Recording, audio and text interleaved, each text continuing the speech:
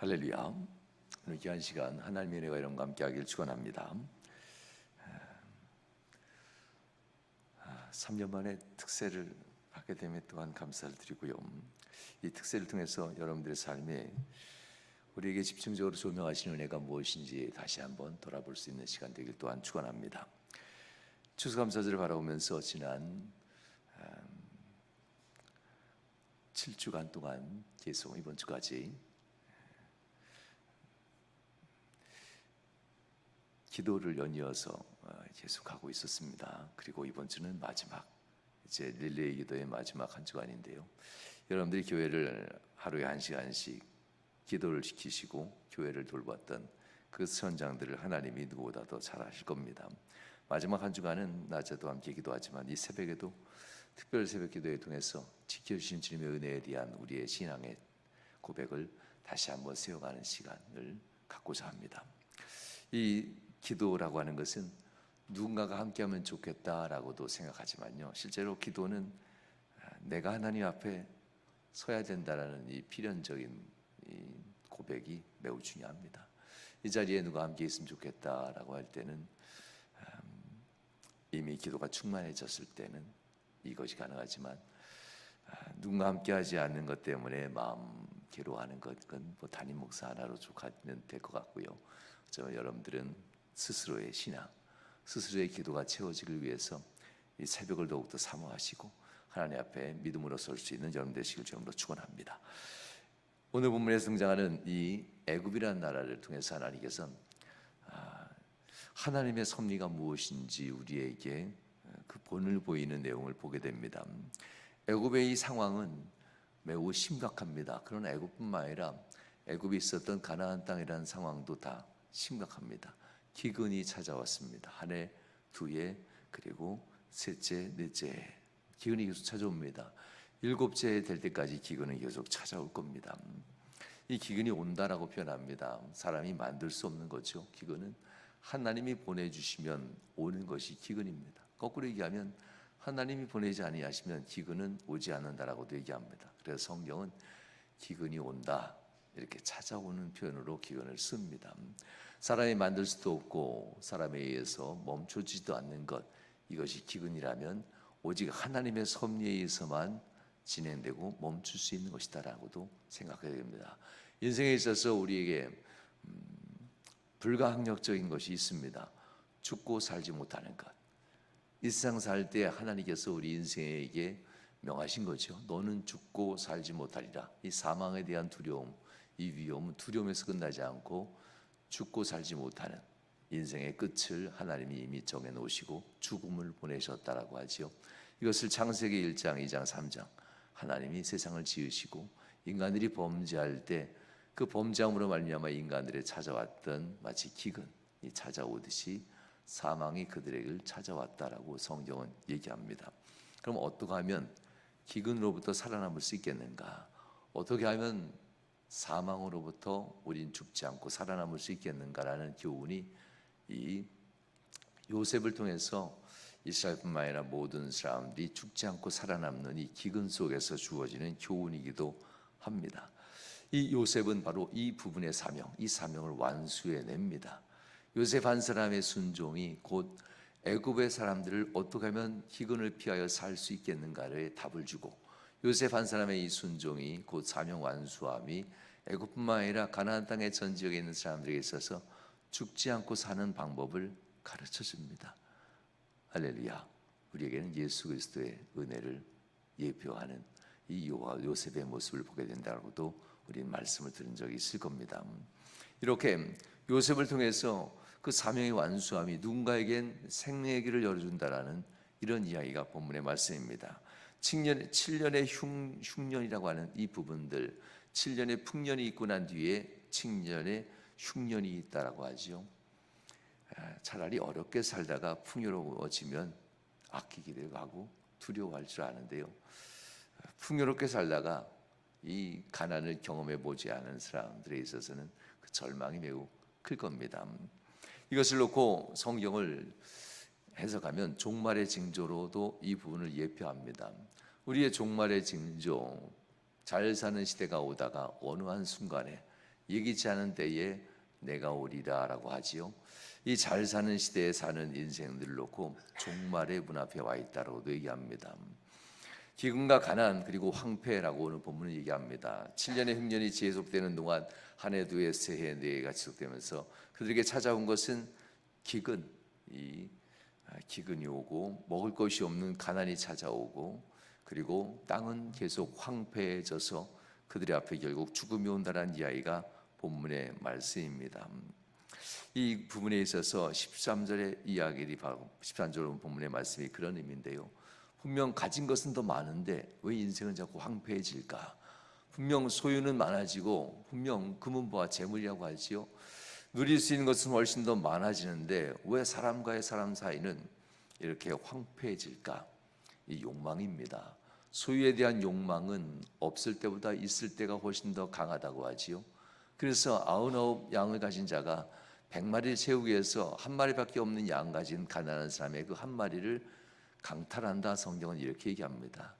나단 선지자가 다윗을 놓고 얘기했던 말씀이고 이 시대에 많은 부유한 자, 소유의 욕망에 붙잡힌 자들을 놓고 한 말씀입니다. 그래서 소유의 욕망은 없을 때가 아니라 누릴 수 있을 때, 이때도 강력하게 사람들을 유혹한다라고 합니다. 그래서 부유한 나라들이 무기는 더 잘 만들고 여유 있는 나라들이 더 군사력은 더 키우는 것을 보게 됩니다. 왜 그럴까요? 빼앗기지 않으려고 하기 위해서는 아닙니다. 더 많은 것을 점령하고 더 많은 것을 소유하려고. 그래서 부유한 나라들이 최강의 무기를 만들고 더 많은 군대를 만드는 이유들 지켜주기 위함이 아닙니다. 본인의 재물을 지키고 본인의 재산을 더 강력하게 하기 위해서. 그래서 세상은 결국 전쟁이 멈추지 않는 곳으로 달려간다고 합니다. 요셉을 통해서 바로 이런 시대에 더 많은 무기를 만들고 더 많은 군대를 소유하는 것이 살아남는 방법인가? 이 질문하는 겁니다. 우리나라 같은 나라들도 역시 핵을 가지면 낫겠는가라는 질문을 이제 하게 되잖아요. 그러면 정말 살아남겠는가? 한 나라가 살아남기 위해서 더 강력한 이 무기를 소유하면 지구는 그만큼 더 빨리 멸망의 길에 가까이 간다고 합니다. 많아질수록 무기가 많아지는 것이 지구 통째로 멸망시키기에 더 강력해진다고 하지 않습니까? 어떻게 해야 살 수 있겠는가? 기근은 심해지는데 소유는 더 많아, 소유욕에 대한 탐욕은 더 많아지고 나도 먹을 것이 있는데 다른 사람의 먹을 것을 빼앗아가면서 내 가족의 먹을 것을 더 많이 비축해가는 이러한 시간들. 그러나 7년의 흉년 앞에서는 그것조차도 맥을 못 추고 결국 모든 사람들, 다른 사람의 것을 강탈하면서 자신의 소유를 키워갔던 이 사람들조차도 어느 때가 되니까 먹을 것이 사라지게 된다는 얘기가 본문의 말씀입니다. 결국 먹을 것이 사라져갈 때에 이들은 어떻게 해야 살아남을 수 있겠는가라는 질문입니다. 요셉이라는 한 사람은 가족을 구원하는 구원자로 등장하는 듯합니다. 그런데 어느 순간인가 애굽과 애굽 지역에 있는 가나안 땅 전 지역의 사람들을 다 구원해내는 구원자로 바뀌는 것, 세상을 구원하는 구원자로 요셉이 그 위치가 바뀌어지는 내용들이 오늘 본문의 말씀이기도 합니다. 세상의 구원자인 요셉은 그들에게 양식을 거저 나눠주지는 않습니다. 모두를 살기 위해서 양식을 살아라고 합니다. 하나님의 은혜가 참 묘하지요. 하나님은 부유한 분입니다. 가난하지도 않고 인간들의 재물을 가지고 하나님이 사용하는 분도 아닙니다. 그런데도 너희의 생명을 위해서 와서 살아. 양식 아닌 것을 위해서 그 많은 것을 쓰지 말고 너희의 생명, 영생을 위해서 너희의 재물을 사용하여 살아라고 합니다. 왜 도대체 살아라고 자꾸 얘기할까? 그냥 주셔도 은혜가 넘치고도 그냥 주셔도 되는데 하나님은 왜 살아야 할까? 그 교훈이 바로 요셉과 애굽 사람들의 관계 속에 나타나게 됩니다. 바로 요셉은 살기 위해서 양식을 사라, 나눠주기에도 충분한 양식이 있습니다. 그럼에도 불구하고 요셉은 살기 위해서 양식을 사라라고 합니다. 소유라고 하는 이 욕망을 잠재우는 이야기입니다. 소유란 욕망에 감싸는 이 깊이 들어간 사람들은 가난한 사람들보다 부유한 사람이 훨씬 더 강한 욕망에 작용된다는 것을 가르치는 말씀이기도 합니다. 그래서 결국 그들은 마지막까지 살아남기 위해서 생명을 위해서 모든 소유권들을 하나하나 단번에 넘기지 않습니다. 처음부터 내 생명까지 당신의 것입니다라고 했더라면 두 번, 세 번 와서 살 이유가 없습니다. 자신의 모든 소유권을 다 요셉에게 다 넘기면 내 재물도 내 땅도 내 생명도 내 가족 모두가 다 당신이 우리를 살릴 수 있습니다면서 처음부터 모든 소유권을 넘겼더라면 이렇게 여러 번 와서 요셉에게 살려달라고 얘기하지는 않을 겁니다.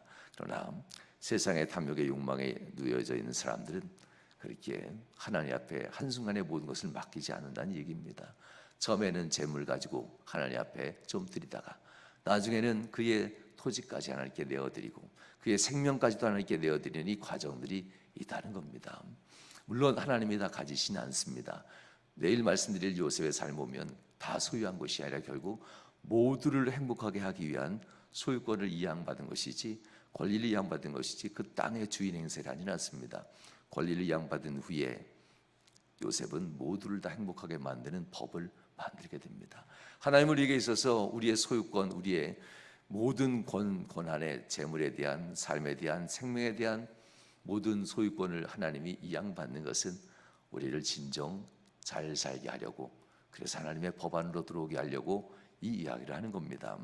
야고보서 5장 1절 6절 사이 중에 1절 2절 3절 말씀에 하나님은 우리에게 이렇게 말씀합니다. 들으라 부한 자들아, 너희에게 이 말 고생으로 말미암아 울고 통곡하라.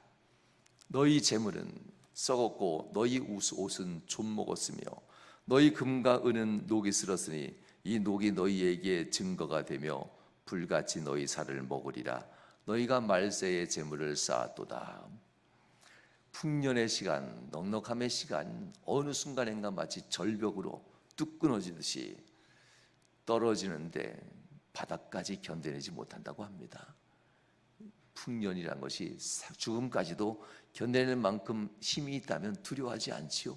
나락이라는 것이 끝이 없다면 자기가 가지고 있는 재물을 다 써도 끝이 보이지 않는다면 두려워지기 시작합니다. 자기가 입고 있는 옷과 자기가 소유한 모든 것들을 다 쏟아부어도 언제 끝나나 끝이 보이지 않으면 이 기근에 대한 두려움과 공포가 몰려온다고 하는 겁니다. 그러므로 너희 금과 은을 다 사용해도 결국 바닥까지 떨어질 때 너를 살려내지 못할 거야.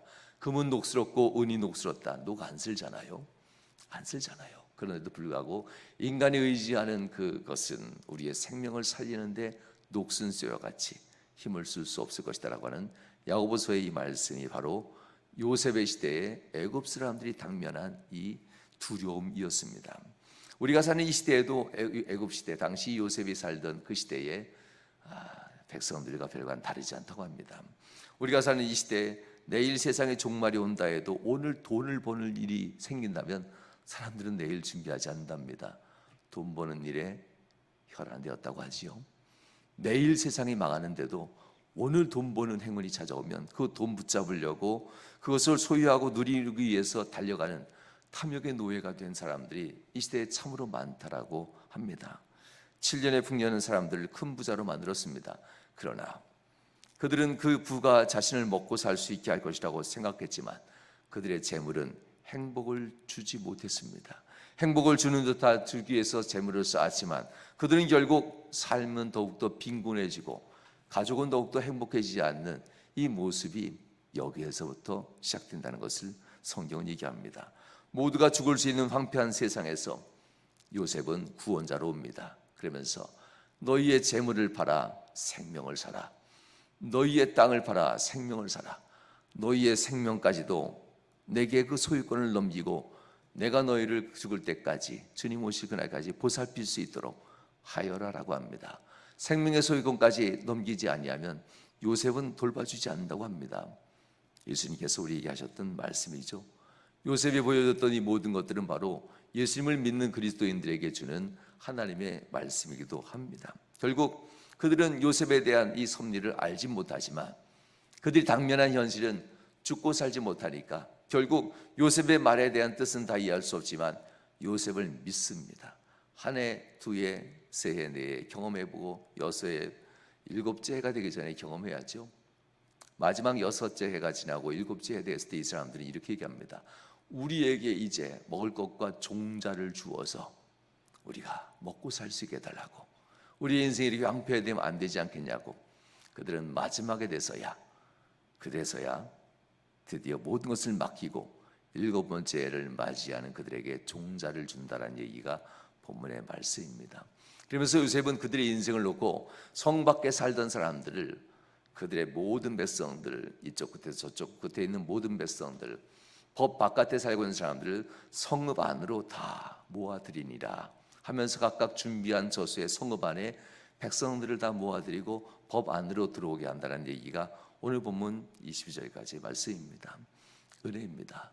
전에는 성 밖에, 곧 법 바깥에 살던 사람들이 요셉의 소유권을 요셉에게 그의 생명까지 다 내어주니 요셉은 성 밖이 아닌 성 안으로, 성읍 안으로 그들을 다 들어와 살 수 있게 허락해주고 그 성읍 안에서 생명이 보존받을 뿐만 아니라 인생의 평생의 삶을 보존받는 이런 일들이 본문의 말씀이기도 합니다.